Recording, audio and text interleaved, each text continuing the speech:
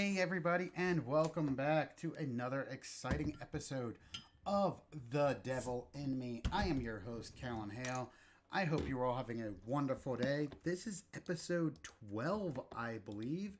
Just wrapped up episode 11. If you are enjoying this, as always, please leave a like, comment, subscribe, share on social media. Let people know that what we're doing over here would mean a lot to us.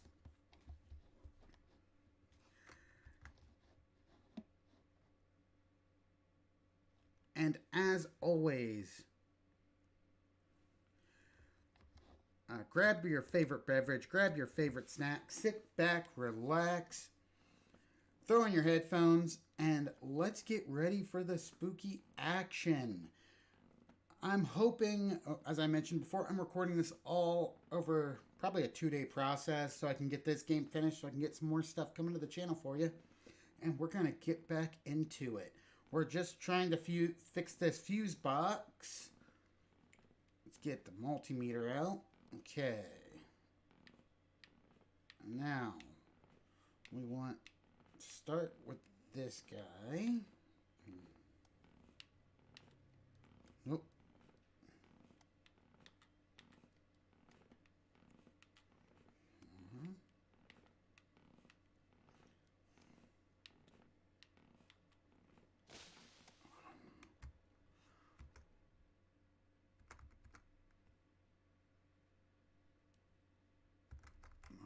One moment, folks. My controller disconnected. One.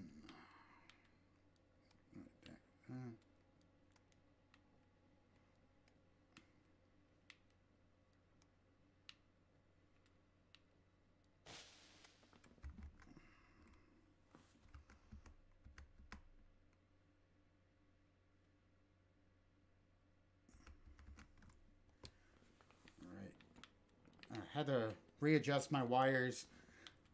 I'm a disabled gamer, so I can't use keyboard and mouse. I gotta use a control. My wires went a little bit wonky on me there. One got wrapped around my chair.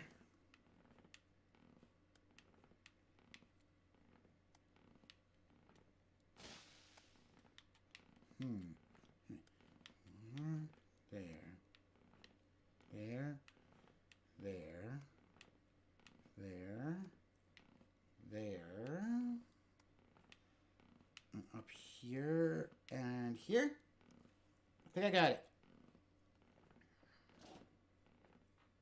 And hopefully there's no trapdoor.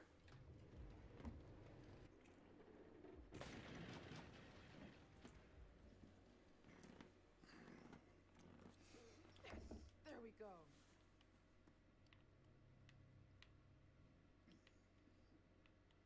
Again, if you do like what I'm doing over on the channel, please like, subscribe, hit that bell so you get notified when I upload new stuff.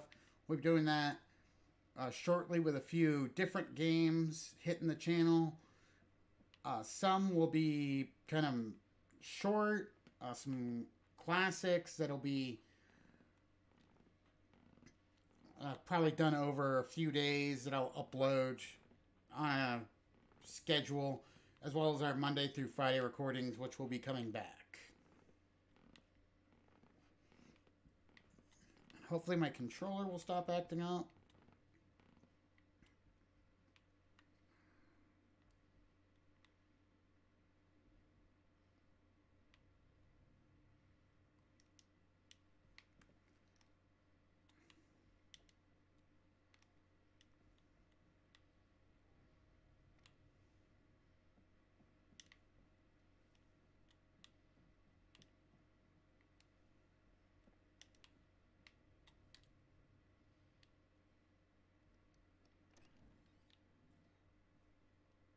Are you fucking kidding me?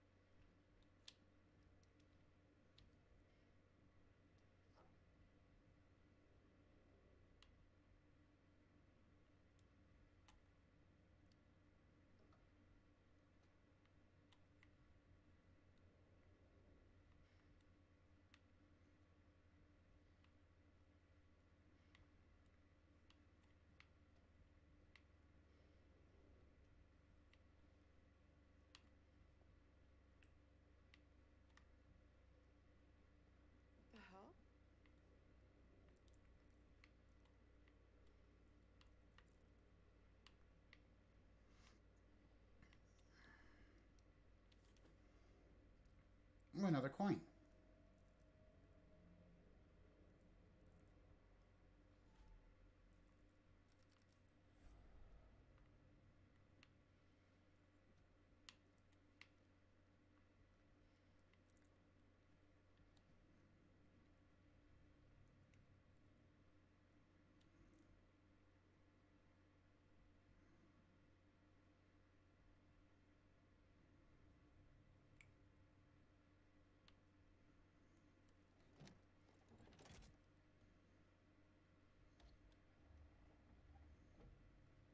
Oh, what the hell?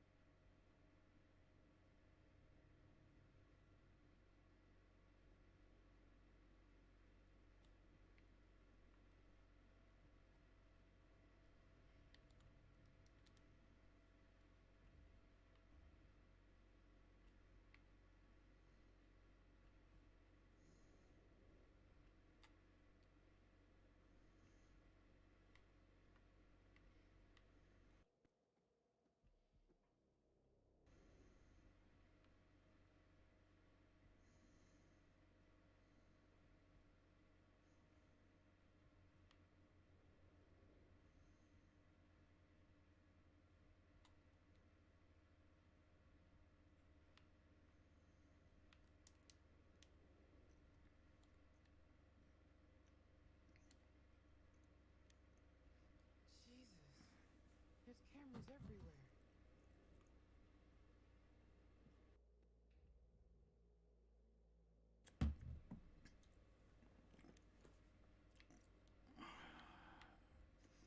That's just creepy. It's supposed to be creepy. I know.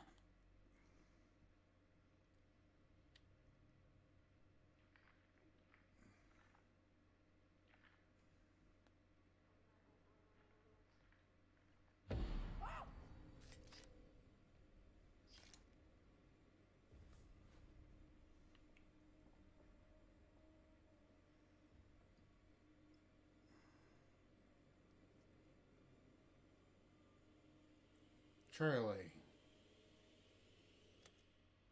You want to know what it means to be a killer? You ever been to the art museum downtown? They got this painting by a guy, I forget his name. Famous painter. He did portraits of slaughtered cows hanging on hooks. You take a normal person to a slaughterhouse, and they will puke their guts out. You make it into a painting, and suddenly it's art. There's no difference between the two. No, not really. Don't look at me like that. You know I'm right. You get it. I know you get it. You got to do something that matters. Make people feel something they've never felt before. Shatter the illusion that any of us are really in control. Think of the most profound thing you've ever done. The most beautiful thing you've ever created. And I promise you, it's nothing compared to watching the life bleed out of someone. To see the fear in their eyes. To feel them pawing at you for release. To hear them pleading, begging.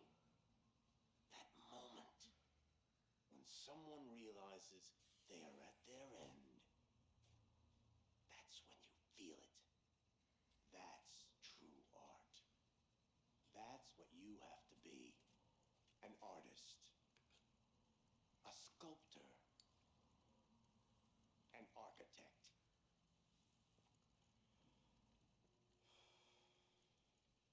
I see the gleam in your eye, Agent Monday.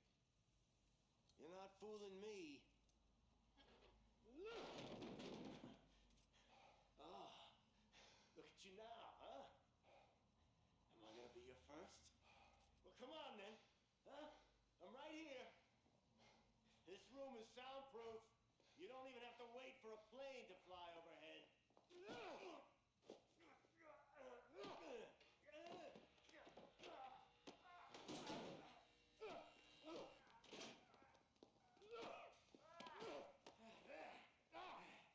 There you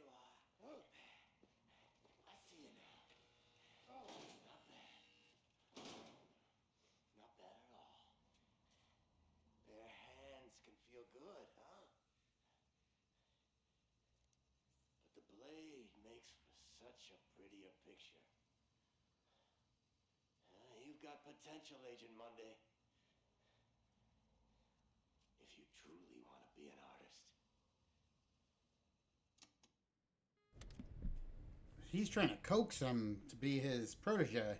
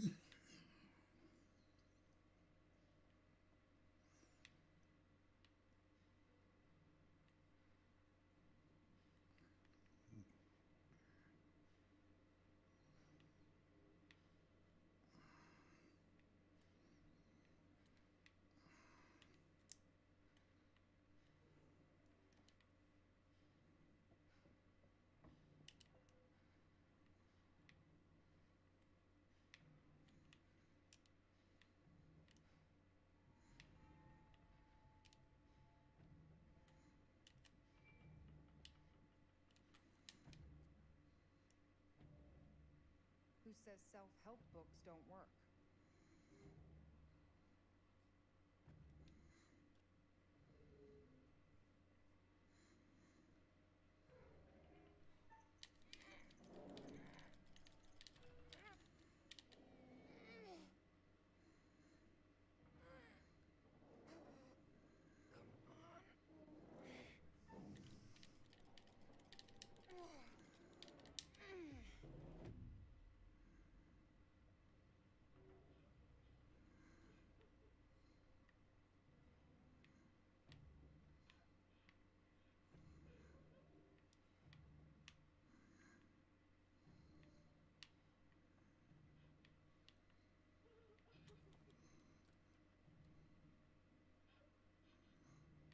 Hello? Can you hear me?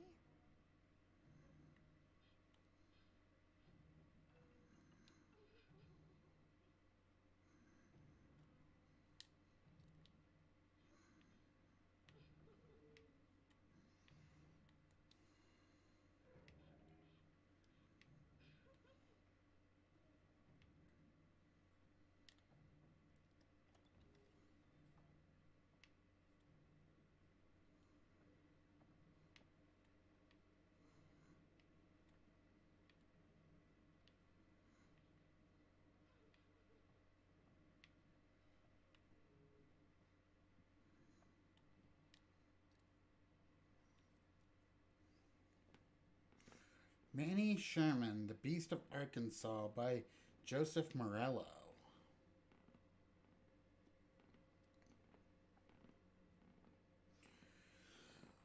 But honestly, I was glad to be leaving. They'd been nice folks, the Stewarts, real nice. Both in their 70s now. Dad still strong as an ox, having. Hit the wrong button. Dad still strong as an ox, having been a military man before moving to the town to settle and start a family.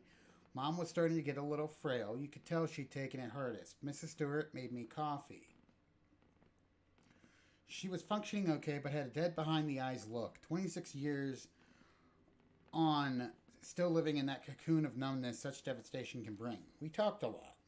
They were at ease talking about anything. The night it happened, the cruel details, how they felt about him.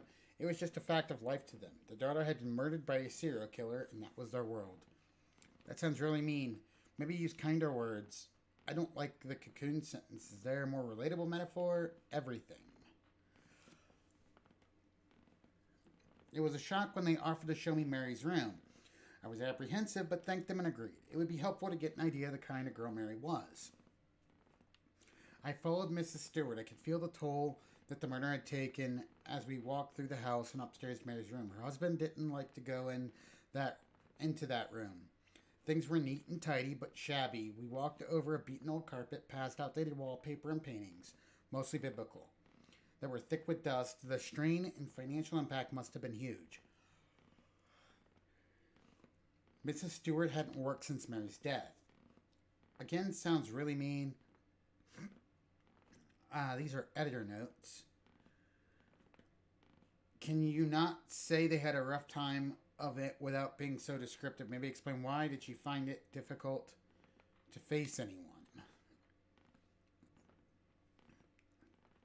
Her schoolwork was stacked by her bed, and her childhood toys and dolls were still displayed on shelves. What stuck out most, though, was her uniform still hanging in front of her wardrobe, ready for her shift at the diner the next day.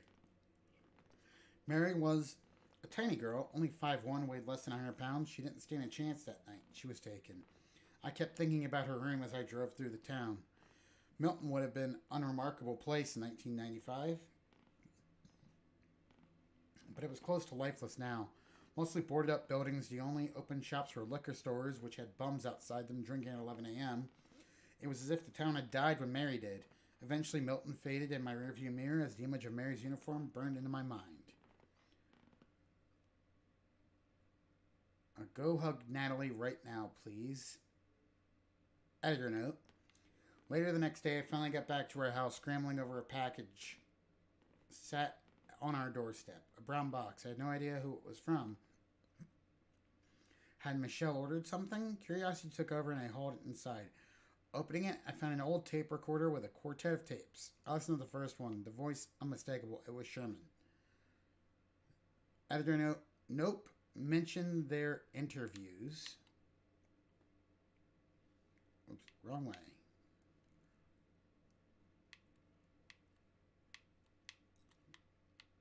Oh, that's all there is. Won't let me read more. Interesting.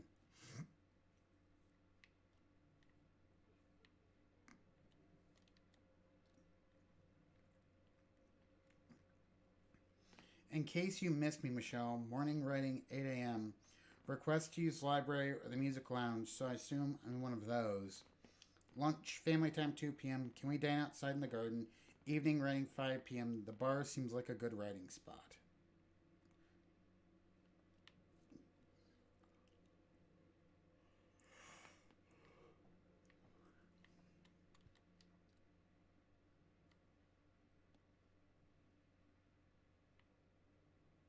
Bethany. I remember kids used to do that.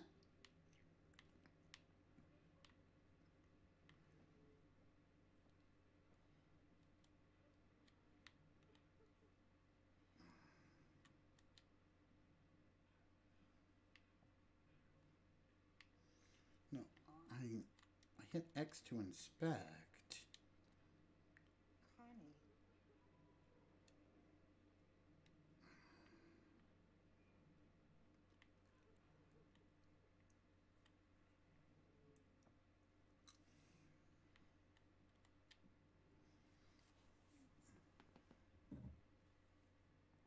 A sad girl. Please stop crying, Mommy.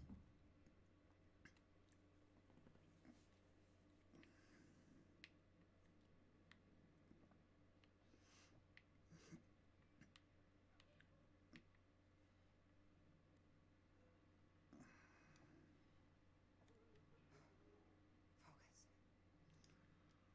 What was it? 0, 4, 5, 1?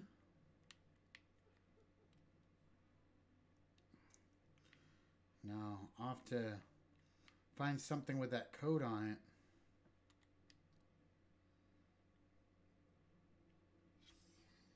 Arkansas this week. The body of the so-called Beast of Arkansas has been removed from its grave by suspected body snatchers. The infamous serial killer, whose real name was Manny Sherman, was executed earlier this month and his remains were buried in an undisclosed cemetery in Springdale, Arkansas. A senior police spokesperson for local law enforcement stated at a press conference, "We believe this to be the work of a serial killer obsessives and are pursuing various leads. We assume there are multiple suspects involved, but have not ruled out that it may be an individual. Although the burial site is unknown, rumors have been circulating among serial killer enthusiast forums online since Sherman's execution. When questioned by the press about such online groups, the spokesperson added, "These people who call themselves fan of killers are very foolish. If they are aware of the despicable details of such crimes, as we in law enforcement are, they would rethink their views about celebrating such heinous criminals."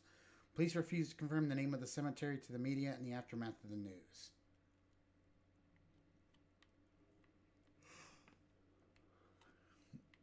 Okay, let's look around the room, see if we can find the code.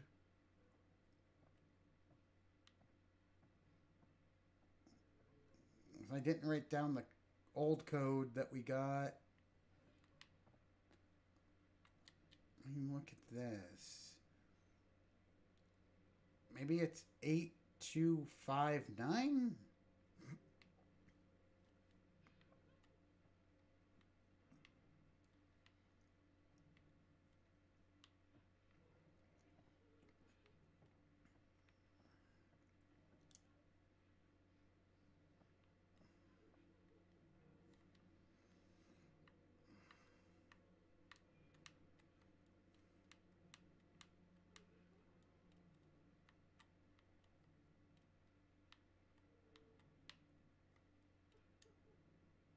No. I won't.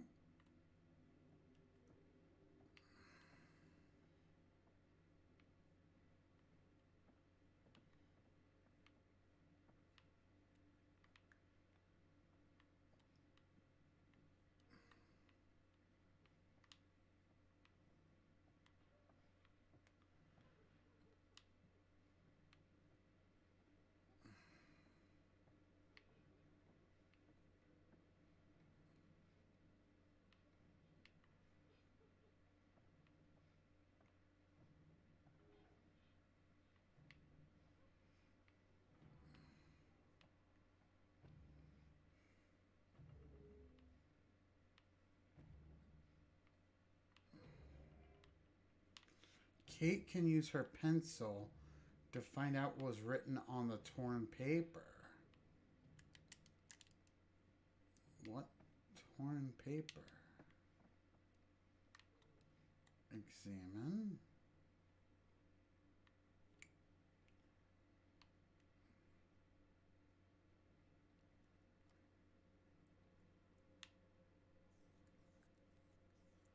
Probably the code.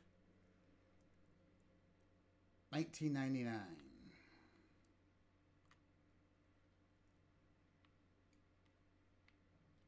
Huh. I think this is a trap.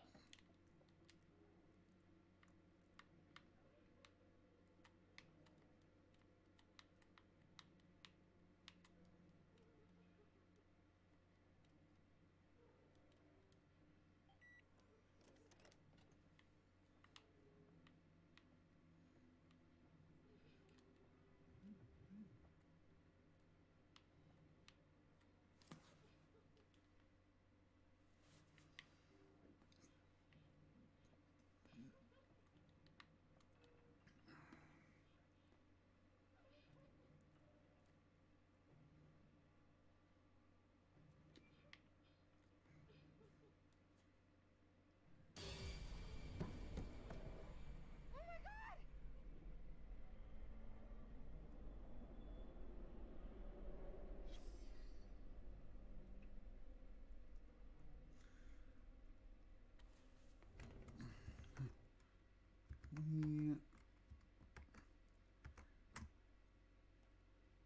After this scene, we'll end this episode.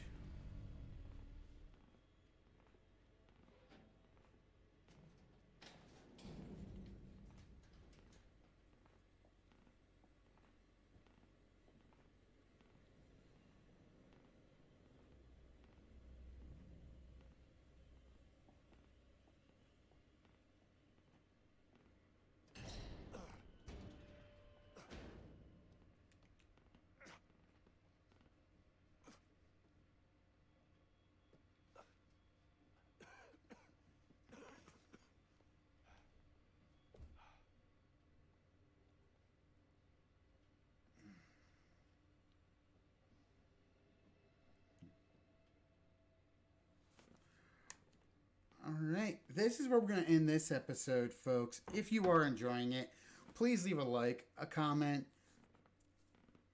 subscribe, share with your friends on social media. It helps the channel grow, helps me keep creating this amazing content. If you have any questions, comments, or concerns, drop them in the comment section below. As always, please make sure to hydrate, medicate, eat some food that's good for you. Be kind to yourselves and be kind to each other. And remember, you are valued, you are worthy, you are loved. This has been your host, Callan Hale, signing off. See you on the next episode of The Devil and Me.